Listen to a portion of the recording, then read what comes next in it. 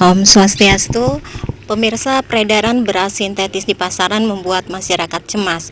Akankah kondisi ini dapat memacu pertanian kita untuk meningkatkan produksi beras? Nah, untuk mengetahuinya bersama saya telah hadir Ketua DPD HKTI Provinsi Bali, Profesor Inyoman Suparta. Ya, Prof, apakah kondisi ini kan membuat masyarakat kita cemas, kemudian mereka berbondong-bondong menyerbu penggilingan beras untuk membeli beras lokal yang tentunya aman dari beras sintetis ini, Prof. Baik, kejadian informasi tentang produksi beras sintetis ini sungguh-sungguh sangat mengejutkan ya, sangat terpukul kita sebagai negara yang bahan makanan pokoknya adalah beras ya.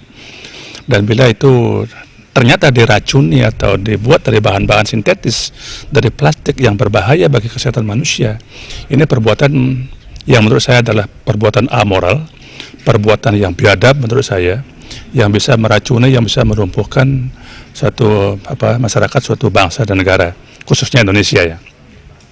Nah, oleh karena itu, ini sesungguhnya menjadi pelajaran yang luar biasa, menjadi perhatian yang luar biasa dari pemerintah, harus mengambil tindakan dengan segera tentang adanya orang yang berani melakukan produksi beras sintetis. Dengan adanya beras impor seperti ini, hendaknya menjadi pelajaran, menjadi cambuk bagi kita untuk lebih meningkatkan produksi beras dalam negeri dan kemudian mengupayakan supaya terjadi swasembada, sehingga kita tidak harus mengimpor lagi beras dari manapun dia. Dan apabila Indonesia mampu atau Bali mampu menjadikan swasembada beras di Bali, maka saya yakin masyarakat akan bisa lebih sehat, lebih mengkonsumsi makanan yang lebih baik, dan kemudian petani pun mendapat kesempatan untuk memproduksi beras lebih banyak dan dengan harga yang tentu akan lebih baik dibandingkan dengan sekarang ini.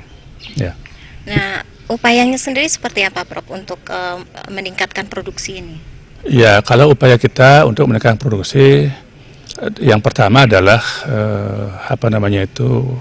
kembali meminta kesadaran kepada petani bahwa sesungguhnya Bali ini walaupun jumlah sawahnya itu kecil, sedikit, tetapi produktivitas dapat ditingkatkan. Menurut pengalaman yang sudah hasil penelitian di lapangan menunjukkan produksi padi di Bali sekarang sudah bisa mencapai antara 8 sampai 10 ton per hektar. Padahal rata-rata itu hanya sekitar 6 ton kurang lebih per hektar.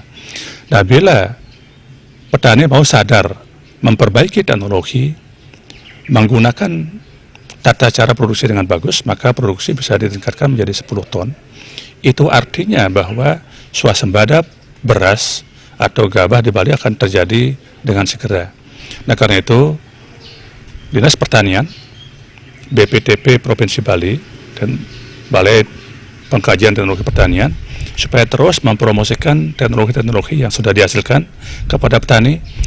Kemudian dinas atau pemerintah di sektor pertanian membimbing petani, kemudian dari para penyuluhnya juga berjuang keras untuk mendampingi petani sehingga produktivitas padi di Bali dapat ditingkatkan dari rata-rata 6 ton sekarang per hektar menjadi minimal 8 ton saja per hektar, sudah bagus sekali dan bisa swasembada gitu. Nah, Prof, harapan Prof sendiri terhadap pemerintah seperti apa supaya petani kita bisa terlindungi, kesejahteraannya juga seperti itu, dan tentunya masyarakat kita bisa mengkonsumsi produk yang sehat seperti ini, Prof? Ya, harapan saya kepada pemerintah supaya betul-betul menyadari bahwa pertanian di Bali ini sungguh sangat diperlukan, sungguh sangat dipentingkan, karena dengan dilestarikannya pertanian, di samping bisa meningkatkan produksi beras, juga dapat mempertahankan lingkungan. Nah, kemudian pemerintah juga perlu terus memberikan dorongan kepada petani, motivasi kepada petani melalui program-program bantuan, seperti misalnya bantuan bibit, bantuan pupuk, masih diperlukan itu. Dan yang terpenting sekarang adalah bantuan traktor kepada petani. Karena saya lihat di beberapa tempat sudah jarang sekali menggunakan sapi sebagai pengolah lahan. Mereka lebih membutuhkan traktor karena lebih cepat dan mudah dibawa. Nah, karena itu bantuan traktor lah yang harus diperbanyak sekarang ini untuk mampu segera dan dengan baik mengolah lahannya. Nah, yang berikutnya tentu kita berharap kepada pemerintah supaya terus lebih banyak memberikan bantuan pupuk organik atau pupuk kompos kepada petani, sehingga dengan kondisi traktor yang sedikit kalah dibandingkan dengan menggunakan sapi, tetapi di backup oleh pupuk organik atau kompos yang dapat menggemburkan tanah lebih baik, menyiapkan hara lebih sempurna lagi, lebih baik lagi. Nah, dengan demikian maka kondisi tanah akan menjadi lebih baik.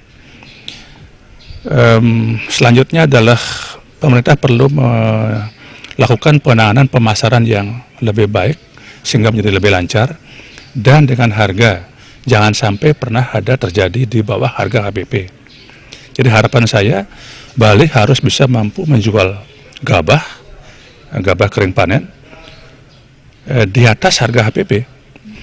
Nah, ketika terjadi anjlok seperti kemarin, harapan saya dari pemerintah supaya segera mengambil langkah, mengambil tindakan untuk membantu membeli gabah petani dengan harga minimal harga HPP, yaitu 3.700 per kilogram. Segera itu harapan-harapan saya. Dan kemudian satu hal lagi yang terpenting adalah pemerintah melalui Seki Dinas Pertanian supaya menguatkan lagi kelembagaan penyuluhan dan para penyuluhnya, gitu ya. Karena hanya penyuluh yang bisa memberikan pendidikan yang lebih baik kepada petani, mendampingi petani supaya dapat menerapkan teknologi yang lebih baik di lapangan. Nah, dengan demikian maka produksi kita harapkan akan bisa meningkat, dan bila harga meningkat maka ya otomatis pendapatan dan kesejahteraan petani pun juga akan dapat ditingkatkan, gitu. Semua Prof. Pemirsa, demikian tadi perbincangan kami bersama dengan Ketua DPD HKTI Provinsi Bali, Profesor Inyoman Suparta. Saya Purnama dan juru kamera Alis Setiawan melaporkan. Kita kembali ke studio. Om Santi Santi Santi Om.